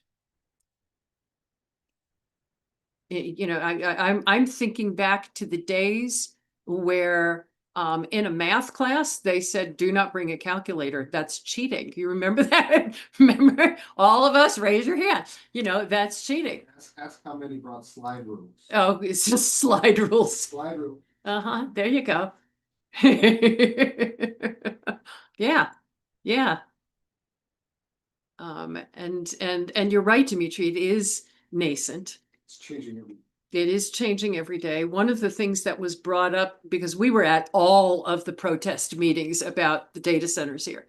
And one of the things that was fascinating was one of the speakers, and he's been very, very active in this movement, is he works in AI. That is his job. He is an artificial intelligence consultant. He works in AI, and he said, this is the absolute stupidest place you could put a data center. So he believes we need this thing. But he's was very specific, as were many other of the speakers, saying how many technologies were invested in 10 years ago that don't exist anymore or aren't necessary and so as it's evolving, I think what we're learning now, I love that word nascent, Dimitri, is as it's evolving, I think we are at 2 years from now, we're going to look back and go, oh, weren't we cute?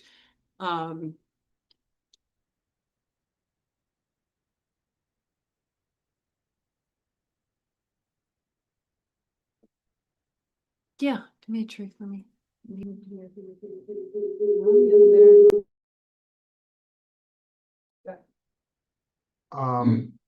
I think one of the things in the worst department is missing some of the things we talked about in terms of what are we missing?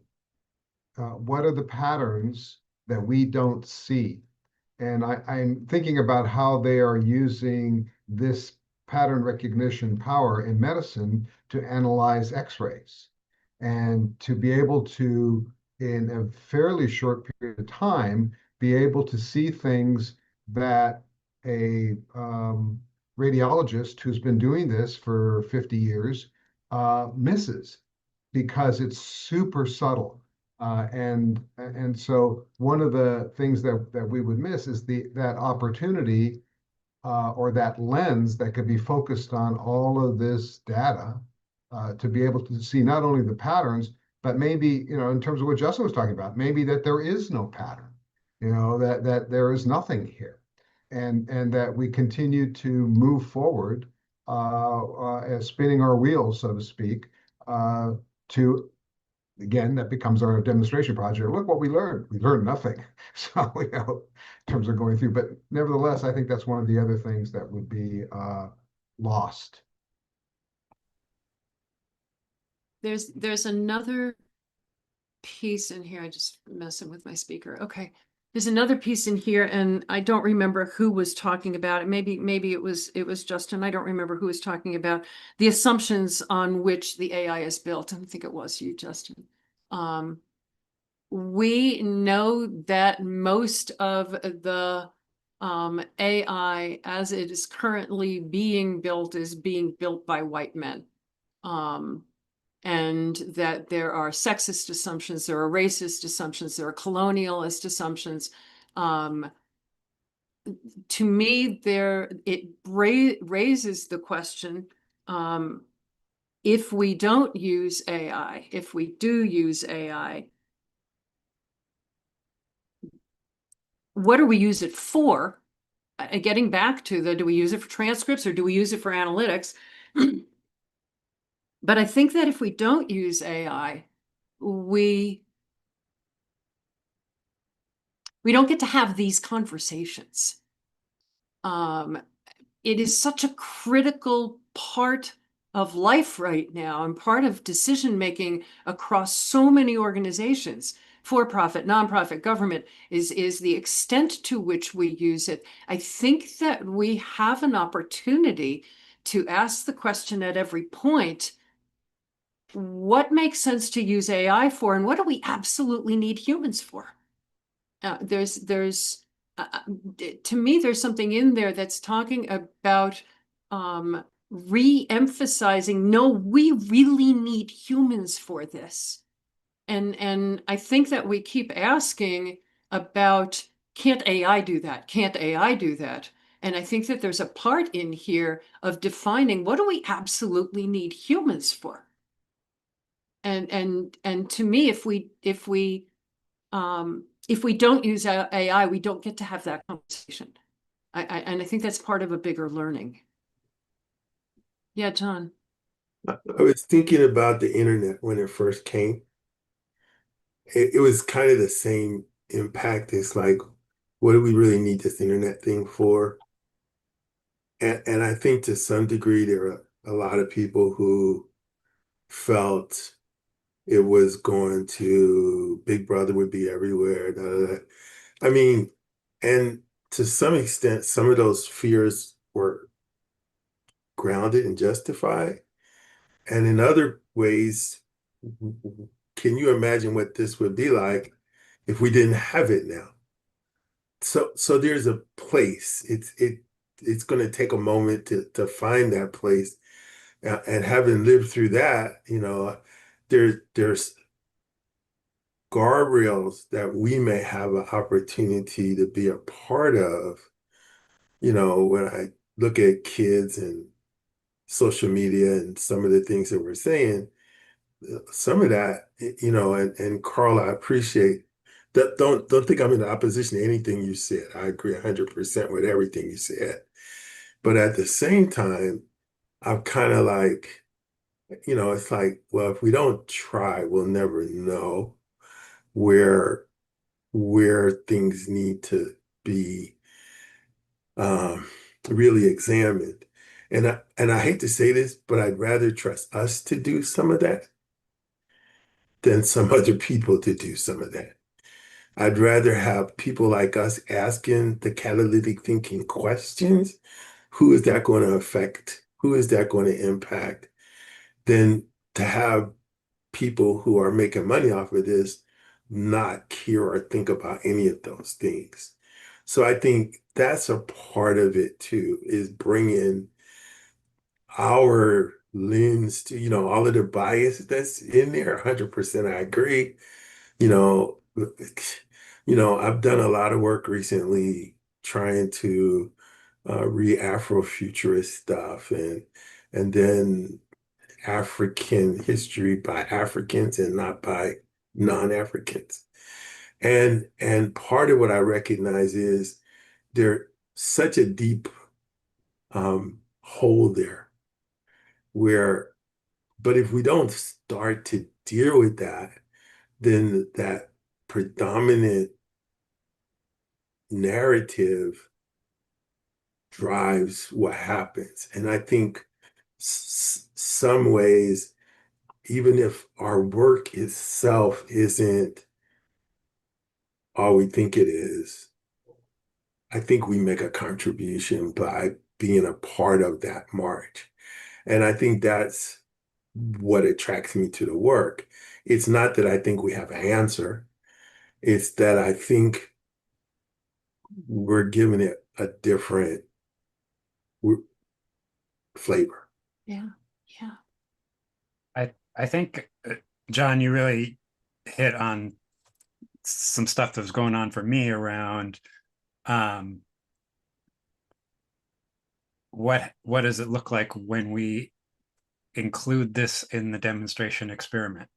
When we say, you know, hey, if you're out there doing catalytic thinking, chances are you might have a shitload of flip charts or interview transcripts or stuff. Like, we're looking at a way that actually helps amplify what you can do with that. Like, so we're modeling, like, if you gather information, which catalytic thinking and decision making will do by default. Gosh, what happens when you talk to all the people affected and you get all this narrative? Like, what do you do with it? So I think, to, you know, John, what you were saying, I think, you know, this whole idea of, like, we got to know what the tool is and how it's usable. And if we don't use it, we won't understand if it plays a role actually in what we are doing and can make this even easier or more effective for folks. So I think that there's, you know, again, sort of, if we are transparent and model how we are using it to amplify our own catalytic thinking and decision-making process, it then just becomes another of the tools, just like the questions are. It's just another piece that we are vetting and engaging with and trying to figure out. Because I think about it, you know, in terms of, I think the other thing is, if we don't figure out what it's doing, we may not know how it plays a role. So, for example, now, I mean, if we ever needed something to kill strategic plans, just ask a client, tell AI to read your website and answer these 4 questions, and you're going to get your strategic plan. And guess what? It has a 99.9% chance to look exactly like what $25,000 is going to get you with a consultant. I mean, it is like, it's insane. I've actually done this with someone I was working with, where we were doing strategy work, and they said, oh, well, we just did this to see our strategic plan. And I was like, yeah, it looks exactly like a strategic plan. And they were like, well, that's not very helpful to us. And I'm like, yeah, because if AI can generate it now, and it's supposed to be a human thing, chances are we didn't need to do it to begin with. You know, that's what I think about, is like, all this, the fact that AI is sending me an email, I'm like, well, why is the email, why do we need the email then?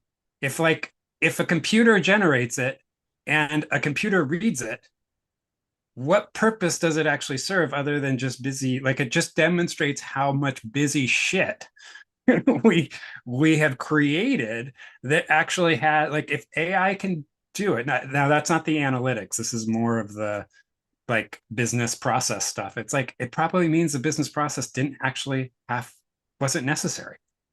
If discernment was taken out, we didn't need to do it. We didn't need to send those marketing emails, because guess what? If a computer can do it, Yeah. probably was unnecessary. Dimitri just muttered under his breath, bullshit jobs. David Graeber's book, Bullshit Jobs. Because we cannot have a session that we don't mention David Graeber. We've had a couple of comments. Yeah, Dimitri, I'm going to give you over.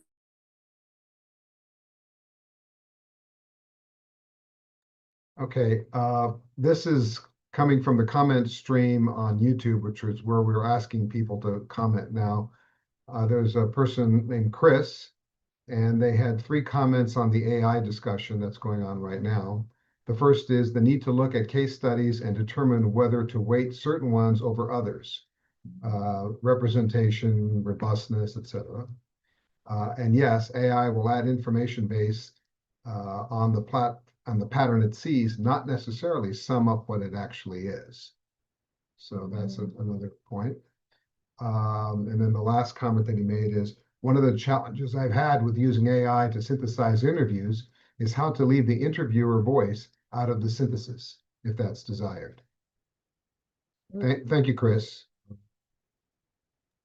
I would want to know more about leaving the interviewer voice out.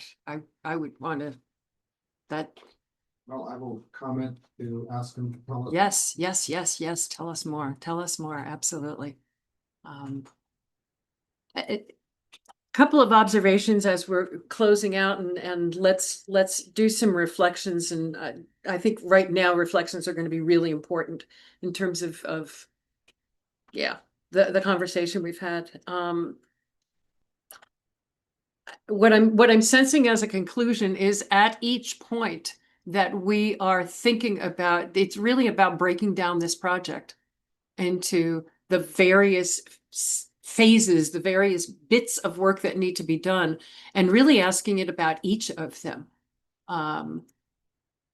You know, it's as we were talking about, is it, do we want to use it for creating transcripts?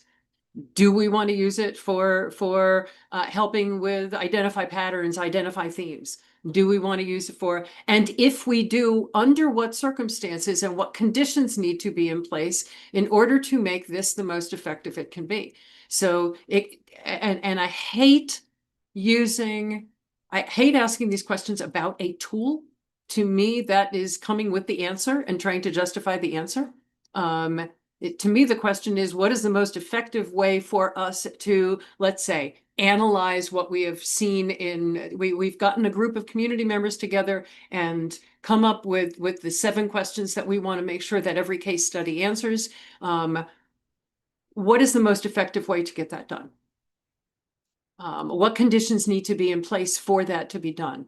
At that point, once we have figured out what all those conditions are, it may make sense to then ask, is there a role for AI in this area? Is there a role for AI in this area? Rather than coming with the assumption of, we're going to use AI for evaluation, which is very tool-based and not based in what we want to accomplish, not creating what we want to accomplish. So to me, there's just the need for breaking down the project into all of its pieces parts and asking those questions about what is the most effective way to accomplish each of these pieces, and just being very, very specific in each of those areas, asking these questions at each point.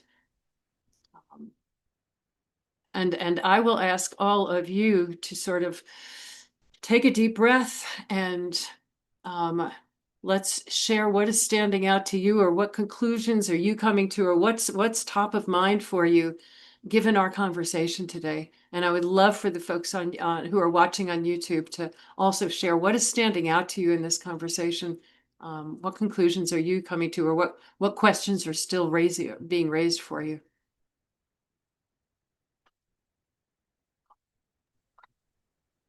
I think I'd like to go.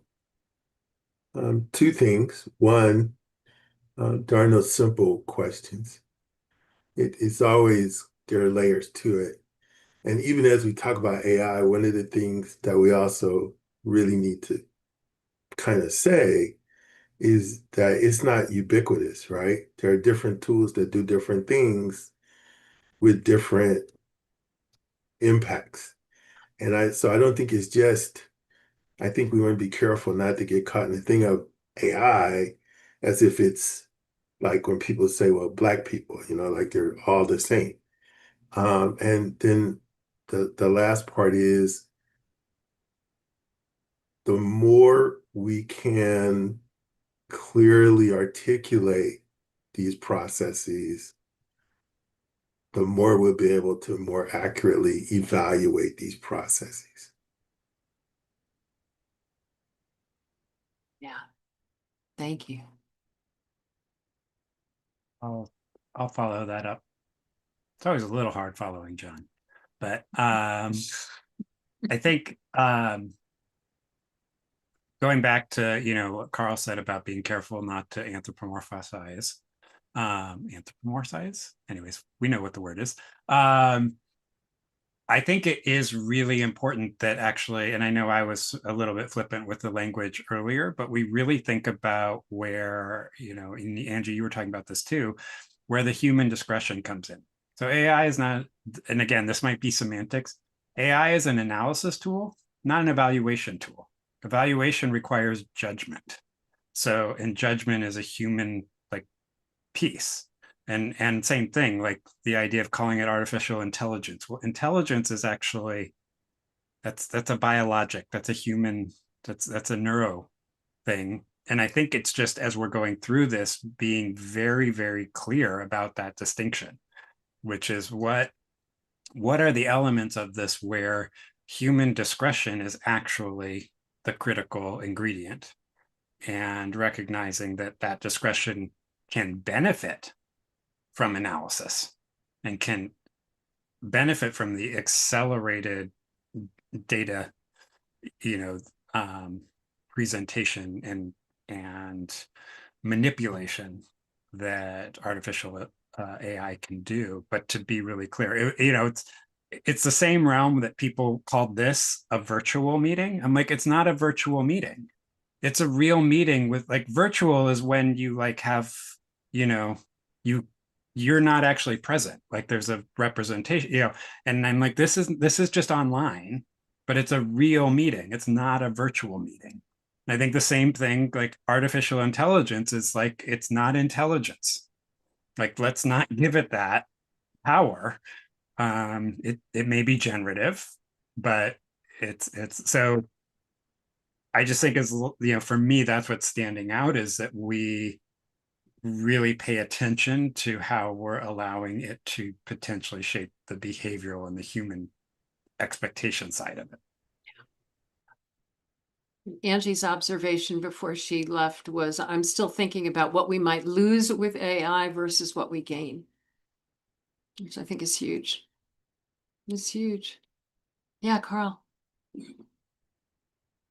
I've had a similar conversation in the other organization where I'm on the board about should we use it or not, and I worry sometimes I'm just turning into an old sort of like fossil, and and like I'm sort of like, oh, this is all going to end up terribly, and so on. I feel like saying, who am I to say that we shouldn't use this? Because the potential sort of immediate benefits are substantial. The amount of things that we could do are amazing. I guess ultimately my deep worries are not so much about the technology, they are about the social implications and I guess the political economy of the technology. Sorry, that sounds a bit too academic. What I'm trying to say is that I'm worried that we're moving to a world where this is just accelerating economic gains to a relatively small number of actors, and that large swathes of our community, musicians who I love, that their world is sort of being eaten up sort of by this stuff, and I feel I have no idea what we do about that, and I guess I'm just trying to think. I guess I'm just trying to think, like, do we have almost a sort of a role in sort of saying, no, actually, even though this would benefit us massively, we're not going to use this yet because of the social relations around the technology. But again, that's very easy for me to say here, and Yeah. Yeah. So I'm probably not helping here, am I? Oh, no, you are. You absolutely are.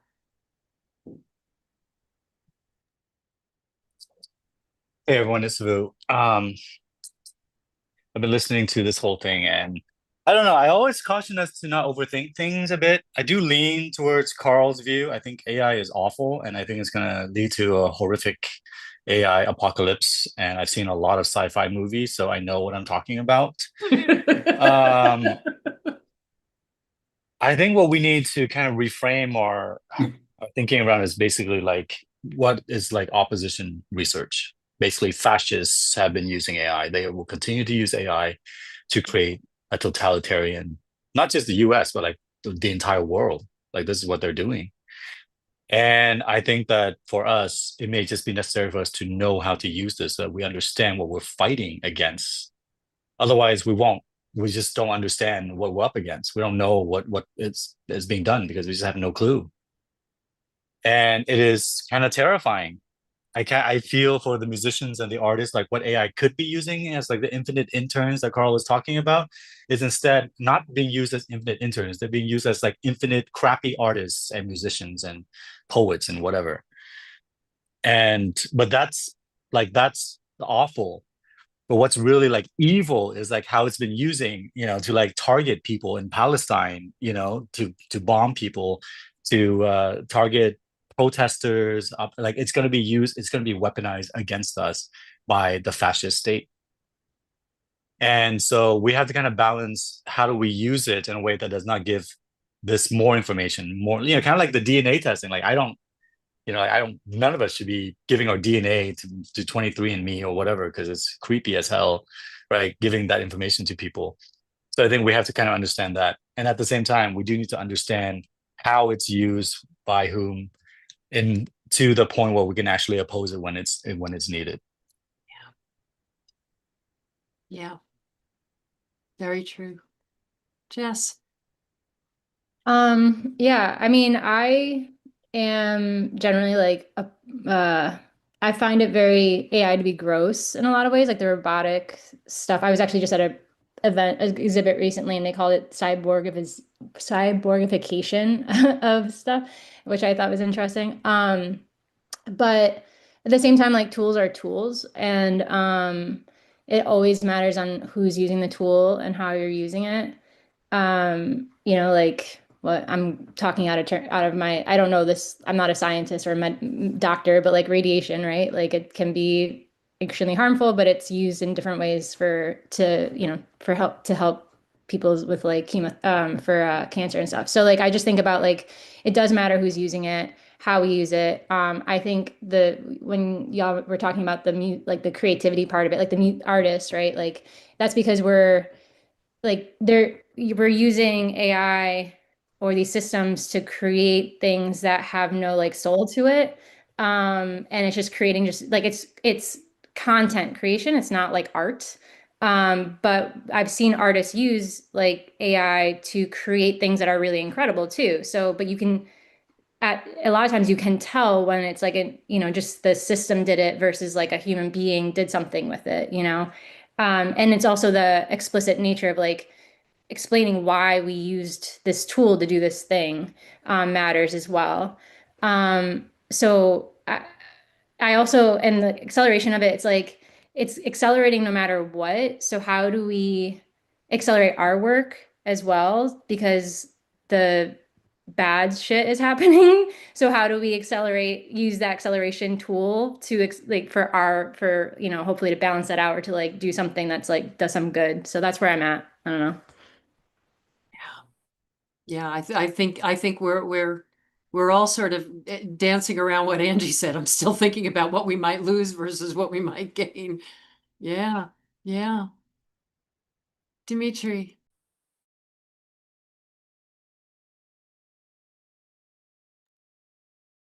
Two things. One, the individual responded on the Oh, good. yes, and the person said, or Chris said, I mean that the question itself becomes part of the summary, or if the interviewer makes a comment/clarification that counts as data, just like the response does. So Sure. that's what he meant. Sure. The other thing I'm thinking about in terms of all of the being replaced by AI, using that as a placeholder. I was at a play that my son was in a couple months ago. And I actually sat in the audience and I watched the play. And afterwards, I went up and I talked to a couple of the actors. And and this was A Streetcar Named Desire. So it's a very well-known play. That there is something about the human experience, being there, being in front of people. And the conversation was, whatever AI does to make movies and to do things in the future, this is not going to be replaceable. Being in a live audience, being around human beings, having a human conversation with real people is not something that is easily duplicated. Maybe robots down the line, who knows? So it just makes me think that there is time for us and an emphasis for us to look at that component of the work that we're doing, which is the real interaction between people. I'm assuming all of you on this screen are real and that I'm not talking to an AI avatar, but I just found that really powerful as we continue this conversation to just continue to think about how that impacts everything we do and to keep that in mind. Yeah, and Chris on YouTube, thank you for clarifying that. I've really appreciated your comments. The thing that really is striking me,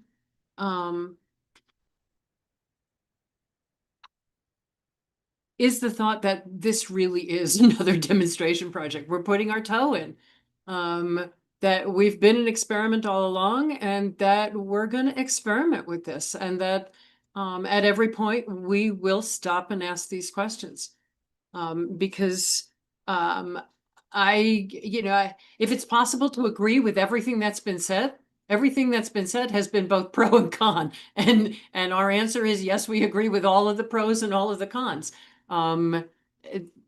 This is new, and it can be scary. And I agree with Vu that it's something that we need to know different ways of using. And when I say we, I mean as the nonprofit world in general, as the social change ecosystem, as movement builders, as movement participants.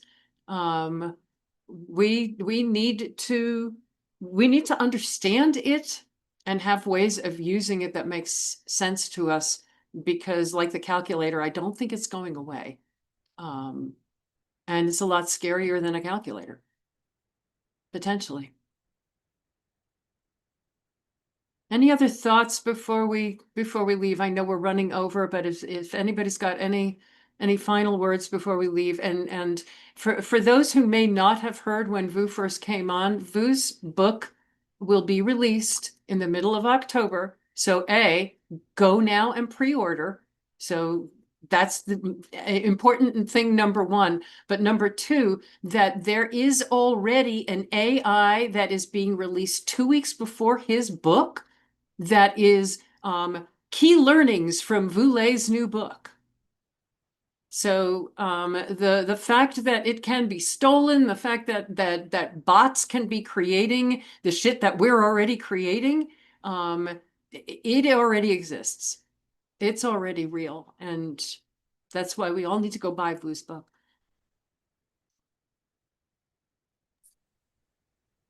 Thank you, Hildy. Please do not buy the AI book. I have nothing to do with the AI book, okay? So, Yeah, no kidding. No kidding.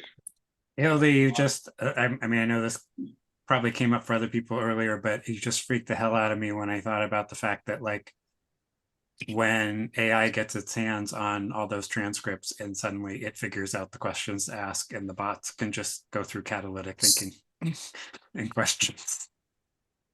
And like what that would look like. Yeah. So actually that's something I was thinking that I forgot to mention. It doesn't do well with context, right? Or something that's not in its context. It has to be fed information to understand the context. So if you put information in there, like if you're putting in like demographic information or like situational, like what you were using this tool, like these questions for, it only knows that. It can't just create, I mean, it might actually lie to us and create something, because I've heard like people say that AI does lie and create false information, but there's that part of it. There's a context that it misses or it doesn't have. So, and that's important for this, especially catalytic thinking, because of how it's a practice of how you use it and where you use it, what questions you're going to ask and when. Yeah. I don't think this is the last we are going to be having this conversation. So I am grateful to all of you. And we'll see you next time. I'll keep you posted on how we go. Thank you all. Bye-bye.